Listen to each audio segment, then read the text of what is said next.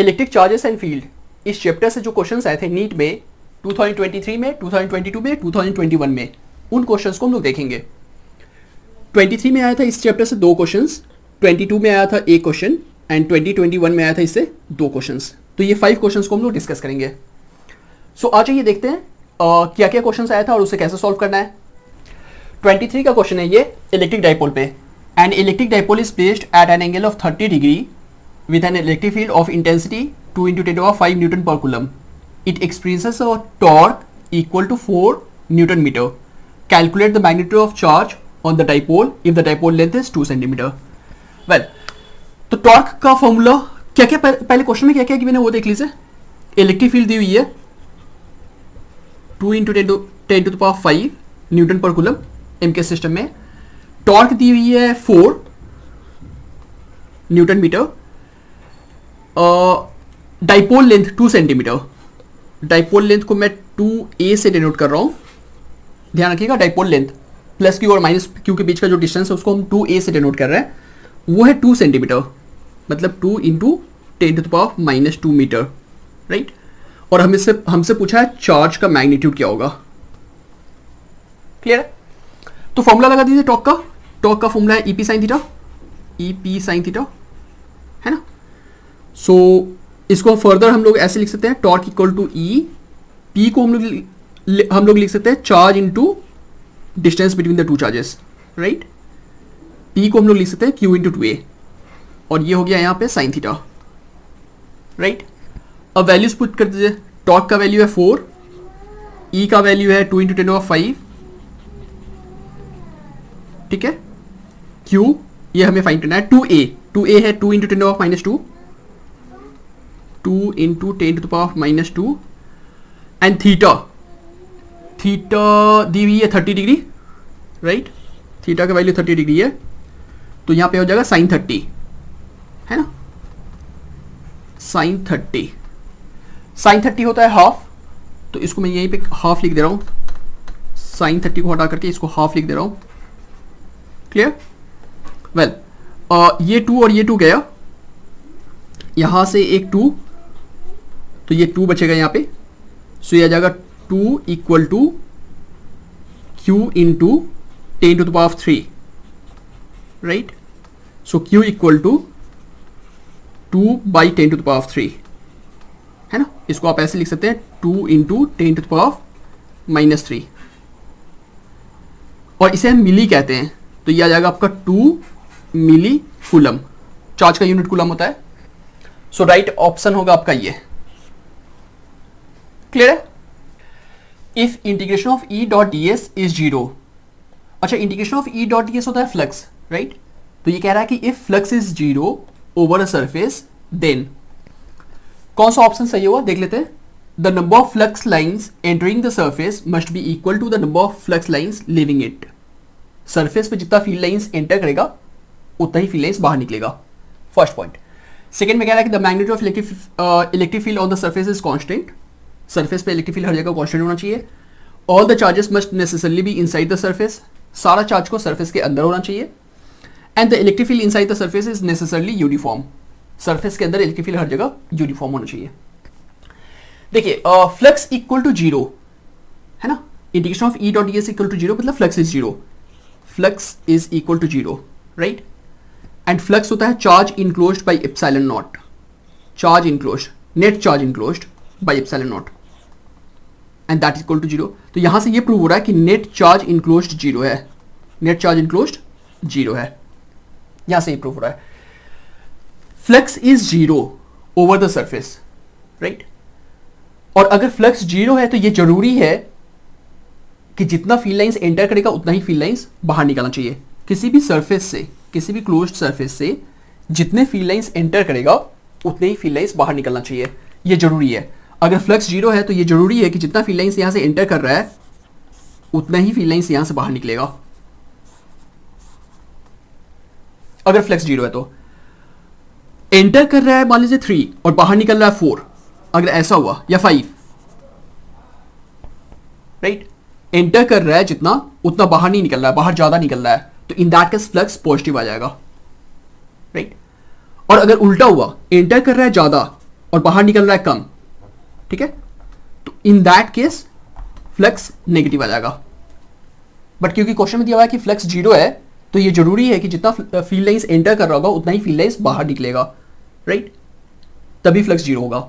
सो आपका correct option होगा ये वाले, the number of flux lines entering the surface must be equal to the number of field lines flux lines leaving it. So this is the correct option. ये क्यों गलत है वो देख लीजिए। The magnitude of electric field on the surface is constant. Surface पे electric field का magnitude हर जगह सेम होगा, ऐसा नहीं है, क्योंकि इलेक्ट्रिक फील्ड का फॉर्मूला होता है on the surface sigma by epsilon not, और सिग्मा होता है चार्ज डेंसिटी। सो पॉसिबल है कि चार्ज डेंसिटी डिफरेंट हो, राइट, रीडिस्ट्रीब्यूशन ऑफ चार्ज जो होगा उसकी वजह से। All the charge must necessarily be inside the surface. ये कह रहा है कि सारा चार्ज को सरफेस के अंदर होना चाहिए। अगेन ऐसा नहीं है, मान लीजिए कि इसके अंदर चार्ज है भी Q1 Q2 और बाहर कोई चार्ज नहीं है, तो इसमें से सिर्फ फील्ड लाइंस बाहर निकलेगा, राइट, और सिर्फ बाहर निकलेगा का मतलब हुआ कि फ्लक्स 0 नहीं होगा। आप फॉर्मूला में भी डाल के देख सकते हैं, चार्ज इनक्लोज की जगह पे Q1 प्लस Q2 आ जाएगा, तो फ्लक्स 0 नहीं हो पाएगा, तो फिर ये इक्वेशन वैलिड नहीं हो पाएगा, इसलिए ये गलत है। लाइन से भी देख सकते हैं आप, फॉर्मूला से भी देख सकते हैं। Electric field inside the surface is necessarily uniform. Again ये ट्रू नहीं है, electric field inside the surface different हो सकता है। सो ये आपका करेक्ट ऑप्शन है। ये क्वेश्चन था आपका 2023 में, 2 क्वेश्चन आए थे। 2 point charges -q and +q are placed at a distance of L as shown in the figure. -q +q distance L है, right. The magnitude of electric field and intensity at a distance of R and R much greater than L varies as. कुछ ये options है। ये question है 2022 का, एक ही question आया था 2022 में नीट में। देखिए यहाँ पे इलेक्ट्रिक फील्ड जो हमसे पूछा, ये मेंशन नहीं किया कि एक्सियल लाइन पे है या इक्वेटोरियल लाइन पे है, तो आप दोनों में से किसी के लिए भी फॉर्मूला लगा दे, आंसर सेम आएगा इस केस के लिए। एक्सियल लाइन का देख लीजिए इलेक्ट्रिक फील्ड का formula. Electric field on the axial line 2kpr by R square minus L/2 का स्क्वायर, क्योंकि L पूरा ये है तो ये L/2 यहाँ पे आता है फॉर्मूला में। अगर इसको हम 2L लिए होते तो फिर यहाँ पे L आता, कुछ लोग इसको 2L लेते हैं तो उस केस में यहाँ पे L आता है, right. So this is the formula axial line पे, general formula. But for this condition R much greater than L, R अगर मच ग्रेटर देन L है मतलब L बहुत छोटा है तो ये गायब हो जाएगा, राइट। अगर ये L बहुत छोटा है इसके कंपैरिजन में तो ये गायब हो जाएगा। तो इसको अगर आप सिंप्लीफाई करें तो ये आ जाएगा 2kpr, ये R कट जाएगा, इनफैक्ट यहाँ वाला R कट जाएगा इसके साथ, तो ये बन जाएगा 2kp/r³। So electric field dipole moment पे होगा वेक्टर। सो इलेक्ट्रिक फील्ड यहां से आप ये देख सकते हैं कि electric field is proportional to r³, है ना। कैपिटल R लिया है, यहाँ पे हम लोग स्मॉल r लिया है, इसको आप कैपिटल R कर दीजिए, कोई फर्क नहीं पड़ता है, राइट। तो आपका राइट आंसर आएगा इनवर्सली प्रोपोर्शनल टू r³, ये वाले। इक्वेटोरियल के लिए भी लेंगे तो ये वाले एक्सप्रेशन अलग आएगा, बट फाइनल ये जो प्रोपोर्शनल का जो बात होगा उसमें भी वही होगा, is proportional to 1/r³, equatorial पे भी। तो आंसर यही आएगा। Polar molecules are the molecules having permanent electric dipole moment. Second option है having zero dipole moment.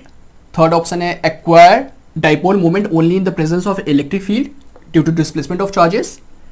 And fourth option है acquired dipole moment only when magnetic field is absent. देखिए polar molecule क्या होता है उसको थोड़ा डिस्कस कर लेते हैं। Polar molecule, right. Polar molecule वो मॉलिक्यूल होते हैं जिसके पॉजिटिव चार्ज का सेंटर एंड नेगेटिव चार्ज का सेंटर सेम पॉइंट पे नहीं होता है। एग्जांपल है H2O या फिर HCl, H+Cl-। तो इसमें क्या होता है कि H+ का जहां सेंटर होगा और Cl- का जहां सेंटर होगा सेम पॉइंट पे नहीं होगा, और क्योंकि सेम पॉइंट पे नहीं होगा तो यहाँ पे एक डाइपोल मोमेंट ऑलरेडी होगा यहाँ पे। सो पोलर मॉलिक्यूल्स में इलेक्ट्रिक डाइपोल मोमेंट ऑलरेडी होता है, राइट। पोलर मॉलिक्यूल में इलेक्ट्रिक डाइपोल मोमेंट पहले से ही प्रेजेंट होता है, जबकि नॉन पोलर में ऐसा नहीं है। नॉन पोलर में ऐसा नहीं है। नॉन पोलर में क्या होता है, जैसे एग्जांपल है CO2। नॉन पोलर में क्या होता है कि पॉजिटिव चार्ज का जो वो सेंटर होगा और नेगेटिव चार्ज का जो सेंटर होगा वो सेम पॉइंट पे होगा, hence electric dipole moment zero होगा इसमें। तो इसमें इलेक्ट्रिक डाइपोल मोमेंट जीरो होगा और इसमें इलेक्ट्रिक डाइपोल मोमेंट जीरो नहीं होगा, right.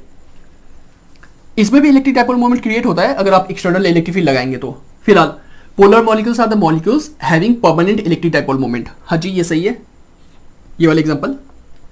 Polar molecules are the molecule having permanent electric dipole moment, क्योंकि centre of positive charge and centre of negative charge same point पे नहीं है, इसलिए electric dipole moment already create होगा। So permanent electric dipole moment होता है उसके पास।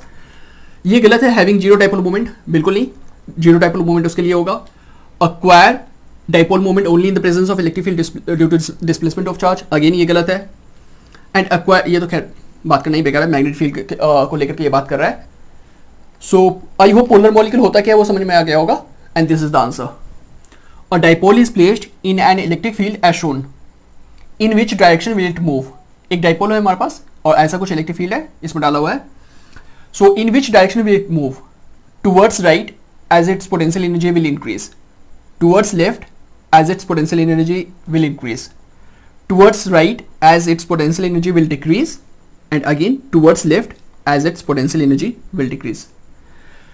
तो देखिए पॉजिटिव चार्ज पे जो फोर्स लगता है इलेक्ट्रिक फील्ड में, अगर इलेक्ट्रिक फील्ड में एक पॉजिटिव चार्ज रखा हुआ है तो उस पर जो फोर्स लगता है वो इलेक्ट्रिक फील्ड के डायरेक्शन में लगता है। तो इस पे जो फोर्स लगेगा वो इस डायरेक्शन में लगेगा। फोर्स पॉजिटिव चार्ज पे, अगर पॉजिटिव चार्ज को अगर इलेक्ट्रिक फील्ड में आपने रखा है तो उस पर जो फोर्स लगेगा वो in the direction of electric field लगेगा, और नेगेटिव चार्ज पे जो फोर्स लगता है वो इलेक्ट्रिक फील्ड के अपोजिट डायरेक्शन में लगता है, राइट। क्योंकि इलेक्ट्रिक फील्ड का डायरेक्शन इस तरफ है तो इस पे फोर्स इस तरफ लगेगा और इस पे फोर्स इस तरफ लगेगा। अब देखना है कि ज्यादा स्ट्रॉन्ग फोर्स कौन है, राइट। तो देखिए concentration of field lines will give the strength of electric field. तो आप यहां पे देखेंगे कि फील्ड लाइंस का कॉन्सेंट्रेशन यहां ज्यादा है कंपेयर टू हियर, ठीक है। यहां पे जो इलेक्ट्रिक फील्ड का स्ट्रेंथ होगा वो ज्यादा होगा, यहां पे थोड़ा और कम होगा, यहां और कम होगा, यहां और कम होगा, यहां और कम होगा, क्योंकि इलेक्ट्रिक फील्ड लाइंस डाइवर्ज कर रहा है, राइट। तो इलेक्ट्रिक फील्ड का स्ट्रेंथ यहां पे ज्यादा है, और इलेक्ट्रिक फील्ड का स्ट्रेंथ ज्यादा है तो फोर्स भी ज्यादा होगा, क्योंकि फॉर्मूला है force equal to EQ, right. तो इस चार्ज पे जो फोर्स लगेगा वो ज्यादा लगेगा, इस चार्ज पे फोर्स कम लगेगा, क्योंकि यहां पे इलेक्ट्रिक फील्ड का स्ट्रेंथ कम है, मतलब ये फोर्स ज्यादा स्ट्रॉन्ग है। और अगर ये फोर्स ज्यादा स्ट्रॉन्ग है इस फोर्स के कंपैरिजन में, तो ये जो डाइपोल है वो उस तरफ जाएगा, क्योंकि उस तरफ का फोर्स ज्यादा स्ट्रॉन्ग है। तो इतना तो क्लियर हो चुका है कि ये dipole will move towards right. So towards right, या तो ये ऑप्शन सही होगा या फिर ये टुवर्ड्स द राइट। तो इतना तो क्लियर हो चुका है कि ये डाइपोल टुवर्ड्स राइट मूव करेगा। अब पोटेंशियल एनर्जी विल इंक्रीज या फिर potential energy will decrease. Dipole का potential energy in electric field formula है U equal to minus EP cos theta, right. Theta is the angle between electric field and dipole moment. तो electric field तो clear है कि direction इस तरफ है, और डाइपोल मोमेंट का डायरेक्शन होता है minus Q two plus Q।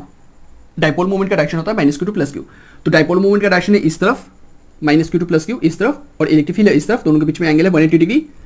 तो ये बन जाएगा माइनस EP cos 180, और cos 180 होता है -1, तो ये माइनस प्लस हो जाएगा, सो बनेगा EP, राइट। और क्योंकि ये उस साइड मूव कर रहा है तो उस साइड जितना उस साइड वो जाता जाएगा इलेक्ट्रिक फील्ड का स्ट्रेंथ कमता जाएगा, है ना, क्योंकि कॉन्सेंट्रेशन कम रहा है इलेक्ट्रिक फील्ड का, है ना, डाइवर्ज कर रहा है। तो इलेक्ट्रिक फील्ड का स्ट्रेंथ कमता जाएगा क्योंकि राइट मूव कर रहा है, अभी प्रूव हुआ कि राइट मूव कर रहा है ना। तो उस साइड वो मूव कर रहा है तो इलेक्ट्रिक फील्ड का स्ट्रेंथ कमेगा, और इलेक्ट्रिक फील्ड का स्ट्रेंथ अगर कमेगा, ये इलेक्ट्रिक फील्ड का स्ट्रेंथ कमेगा तो पोटेंशियल एनर्जी भी कमेगा। So potential energy will decrease, potential energy will decrease, है ना, यहाँ पे इंक्रीज था, so potential energy will decrease. So this is the correct option. अगर ये वीडियो अच्छा लगा तो अपने दोस्तों के साथ जरूर शेयर करें।